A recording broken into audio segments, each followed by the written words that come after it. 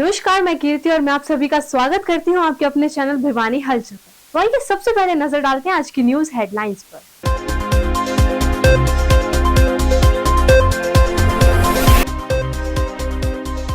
पंचायत भवन में अनेक विभाग कर्मचारियों को ईवीएम मशीन के बारे में दी ट्रेनिंग।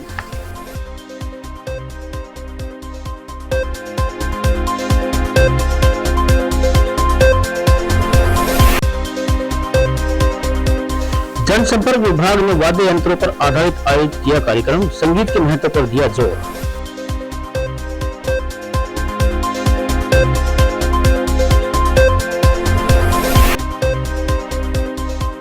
प्रश्न पत्र पर अल्फा न्यूमेरिकल कोड से नकल करवाने वालों पर कसा शिकंजा।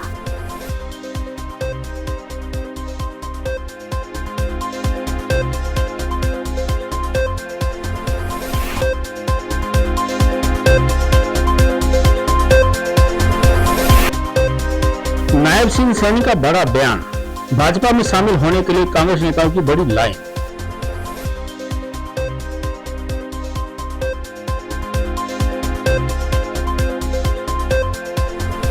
अब खबरें विस्तार से। लोकसभा चुनाव की तैयारियों को लेकर जिला प्रशासन की ओर से विभिन्न विभागों के कर्मचारियों को ईवीएम संचालन के बारे में प्रशिक्षण दिया गया। प्रशिक्षण अधिकारी ईटीओ राजेंद्र सिंह नैन ने बताया कि इस प्रशिक्षण कार्यक्रम में 6 टीमों में 150 कर्मचारियों ने भाग लिया। उन्होंने जानकारी दी कि विभाग की ओर से मतदाताओं को भी वोट डालने के लिए अभियान चलाकर जागरूक किया जाएगा। चुनाव विभाग से अधिकारी ने बताया कि विभिन्न विभागों से पहुंचे करीब 150 कर्मचारियों को ईवीएम व चुनाव करवाने के बारे में ट्रेनिंग दी गई है।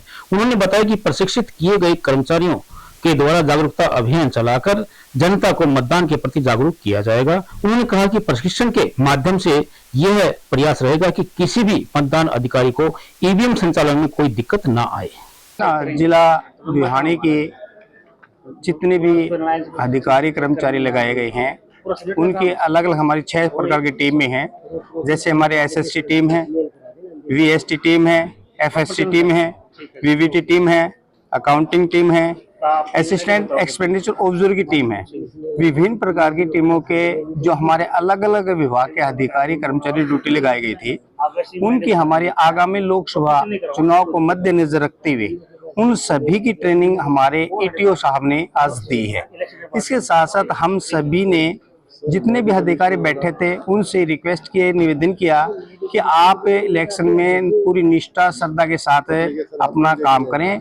और उसके साथ साथ हमने ईवीएम की ट्रेनिंग भी उनको हैंड्स ऑन प्रैक्टिस कराई है, ताकि किसी भी क्षेत्र में आपकी ड्यूटी हो, इस दौरान किसी भी हमारे प्रिजाइडिंग ऑफिसर, पोलिंग ऑफिसर, अन्य अधिकारी को ईवीएम के बारे में कोई दिक्कत आए तो वो मौके पे पहुंचकर उनको बता सके। दूसरा, ईवीएम के लिए इनके ये बताया गया है कि आप खुद वोट कास्ट करके देखें। जो हमारी पर्ची निकलती है, जो वीवीपैट स्लिप बोलते हैं जिसको, वो भी देखें कि एक आम जनता में जो भ्रम फैला हुआ था कि मशीनों में दिक्कत आती है, तो वो कम से कम आम पब्लिक को इसके बारे में अवेयरनेस कर सके। वाद्य यंत्रों की विशेषता व महत्ता को समझने के लिए वाद्य यंत्रों पर आधारित कार्यक्रम का आयोजन किया गया। राजीव गांधी राजकीय महिला महाविद्यालय में आयोजित कार्यक्रम में बतौर मुख्य अतिथि पहुंचे जिला शिक्षा अधिकारी नरेश मेहता ने बताया कि यह कार्यक्रम विशेषकर संगीत विषय के विद्यार्थियों के लिए उपयोगी साबित होगा। कार्यक्रम में पंचकुला से सुभाष चंद्र घोष द्वारा वाद्य यंत्रों पर आधारित कार्यक्रम की शानदार प्रस्तुति भी दी गई। सांस्कृतिक कार्यक्रम में अपना संदेश देते हुए जिला शिक्षा अधिकारी नरेश मेहता ने कहा कि संगीत तनाव से मुक्ति प्रदान करता है, संगीत से मन को बड़ी शांति मिलती है और जो आज की भागदौड़ की जिंदगी में बहुत जरूरी है। उन्होंने कहा कि संगीत और कला से भी अपनी विशेष पहचान बनाई जा सकती है। हमारे देश के अनेक कलाकारों ने अंतर्राष्ट्रीय स्तर पर अपनी अमिट छाप छोड़ी है। उन्होंने कहा कि सरकार द्वारा आयोजित किया जा रहे ऐसे कार्यक्रम हमारी प्राचीन कला और संस्कृति को जीवंत रखने में बहुत सहायक हैं। कॉलेज प्राचार्य डॉक्टर त्रिलोक चंद ने कहा कि पढ़ाई के साथ साथ संगीत विद्या जरूरी है कि वे कला, संस्कृति एवं खेल गतिविधियों को भी अपने जीवन में शामिल करें। इससे जीवन में एक तरफ जहां अनुशासन आता है तो वहीं दूसरी ओर देश और विदेश की संस्कृति सभ्यता को जानने का अवसर मिलता है। उन्होंने कहा कि आजादी के अमृत महोत्सव की श्रृंखला में आयोजित करवाए जा रहे ऐसे कार्यक्रमों की जितनी प्रशंसा की जाए उतनी ही कम है। ऐसे कार्यक्रम विद्यार्थियों के अंदर एक नई ऊर्जा का संचार करते हैं। जिला सूचना एवं जनसंपर्क अधिकारी सुरेंद्र सिंह ने कहा कि जिस इंसान के पास गीत संगीत का हुनर है वह कभी अकेला नहीं होता। संगीत और कला जीवन को कभी नीरस नहीं बनने देते। यह एक मां सरस्वती की अनुकंपा और कृपा है।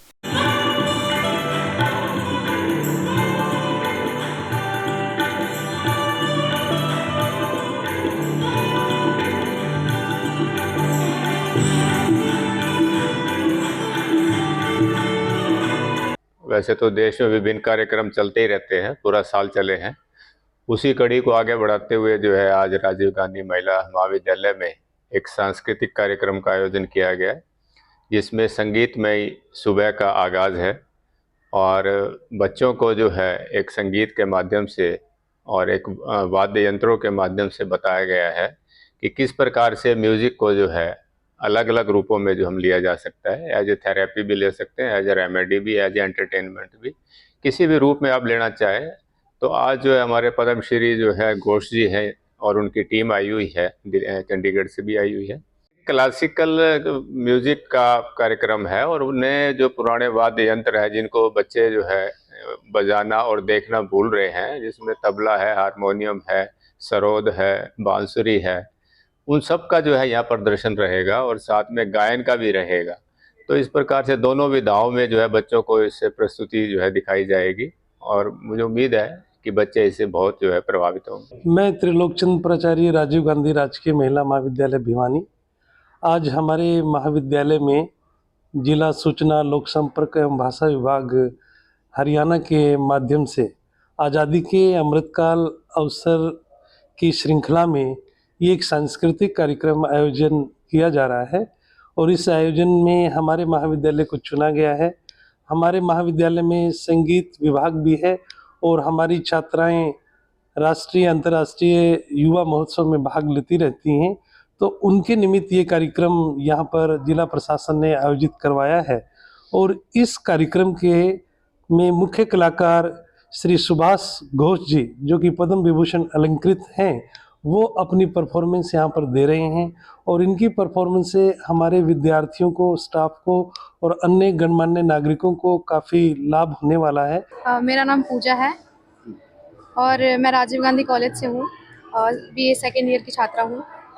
और हमारे संगीत महोत्सव में आज यहाँ पे मेला लगा हुआ है, जहाँ पे बड़े बड़े कलाकार आए हुए, संगीतकार आए हैं जो शास्त्रीय संगीत प्ले कर रहे हैं। और सच बताऊं तो बहुत ज़्यादा खुशी मिल रही है हमें कि यहाँ पे हमें ये सौभाग्य प्राप्त हुआ कि इनको सुनने का मौका मिला।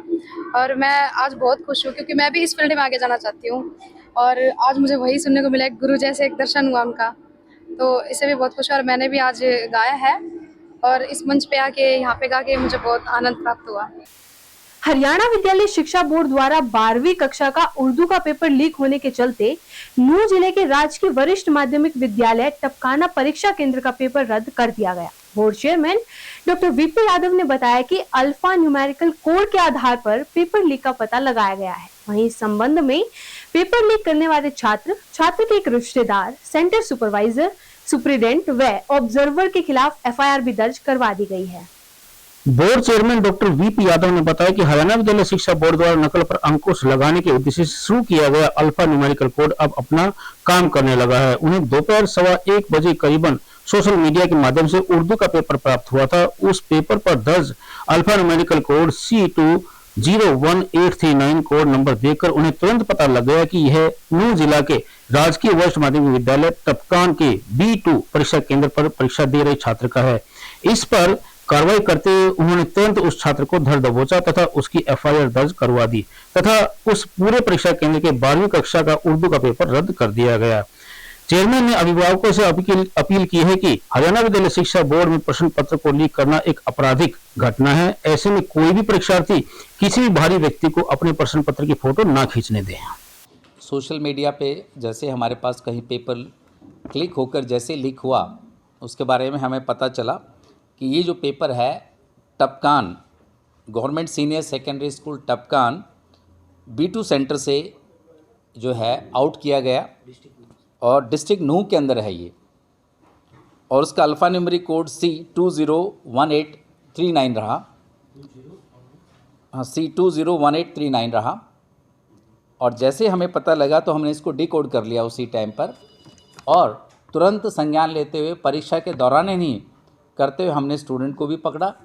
उसने उसकी वीडियो रिकॉर्डिंग की, उसने उसके कोई रिश्तेदार था जिसने सेंटर के अंदर घुसकर उसकी फ़ोटोग्राफ खींची क्वेश्चन पेपर की। तो इसके लिए हमने जो है FIR दर्ज कराई है उस विद्यार्थी के खिलाफ़ जिसका क्वेश्चन पेपर की फ़ोटो खींची गई थी, फ़ोटो खींचने वाले के खिलाफ़, और साथ में ही जो सुपरवाइज़र था उस क्लासरूम के अंदर उसके खिलाफ़, सेंटर सुपरिटेंडेंट के खिलाफ़, और जो ऑब्जर्वर मौजूद था उसके खिलाफ़ भी FIR दर्ज कराई गई है।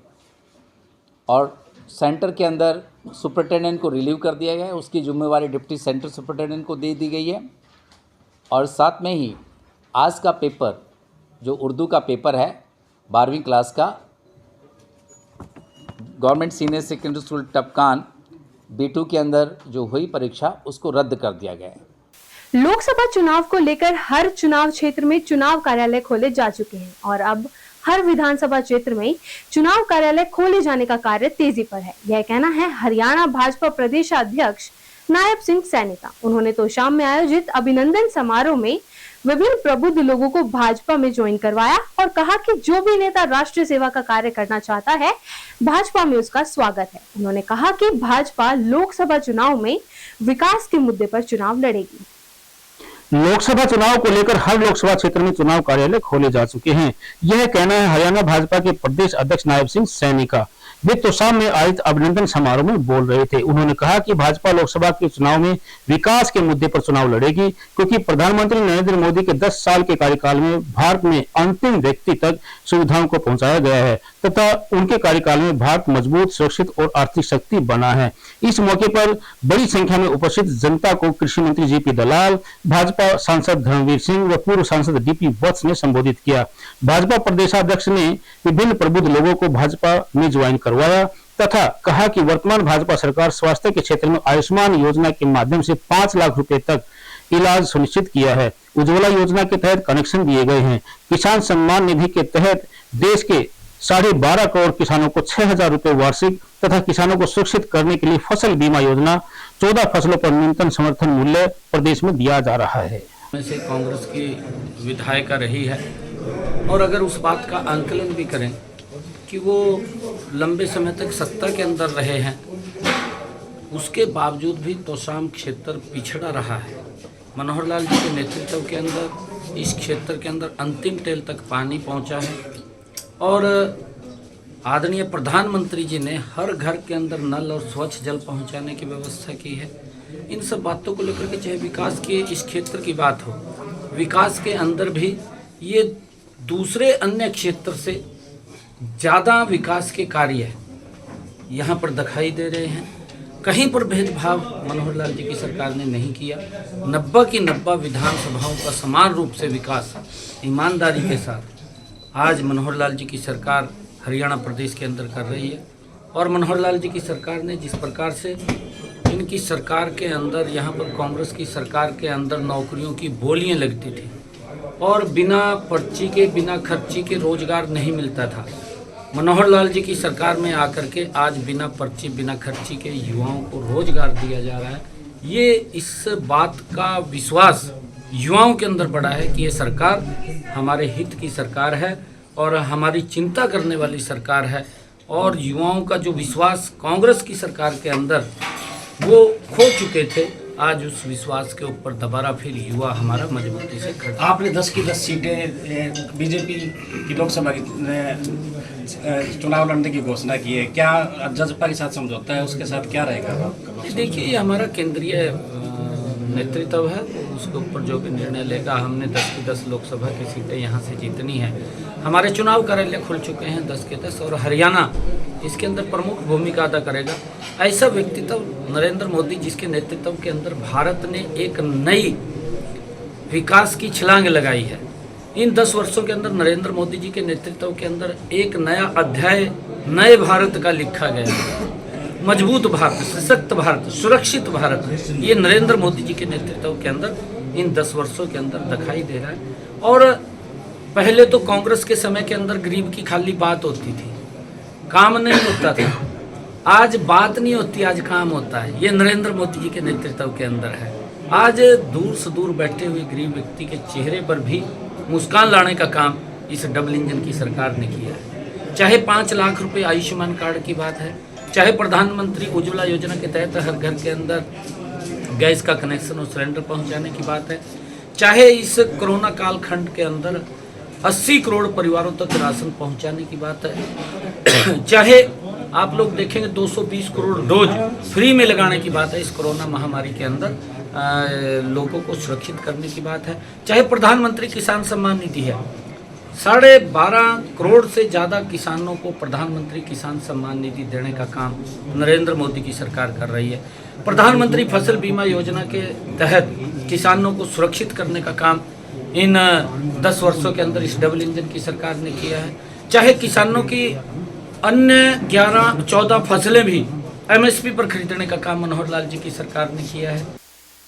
अब एक खबर चलते चलते, मौसम ने अचानक अपना मिजाज बदला और तेजी से आती गर्मी बरसात में बदल गई। प्रदेश के हिसार, सिरसा सहित कई जिलों में बरसात के साथ ओले भी पड़े। इससे सरसों और गेहूं की खड़ी फसल बर्बाद हो गई।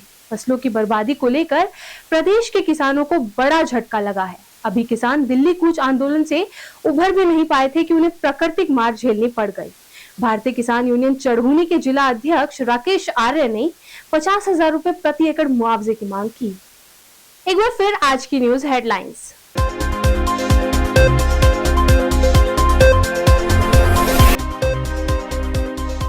पंचायत भवन में अनेक विभाग कर्मचारियों को ईवीएम मशीन के बारे में दी ट्रेनिंग।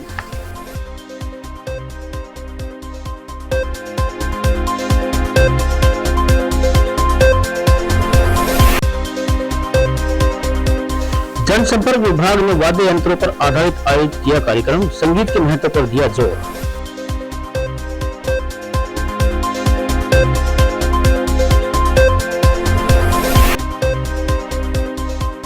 प्रश्न पत्र पर अल्फा न्यूमेरिकल कोड से नकल करवाने वालों पर कसा शिकंजा।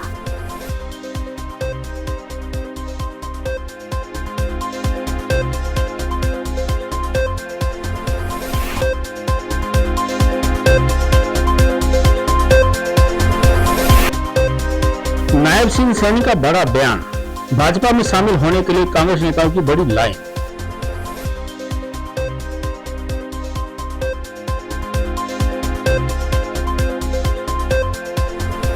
खबरों का सिलसिला यूं जारी रहेगा। मुझे और भिवानी हलचल टीम को दीजिए इजाजत और बने रहिए आपके अपने चैनल भिवानी हलचल के साथ।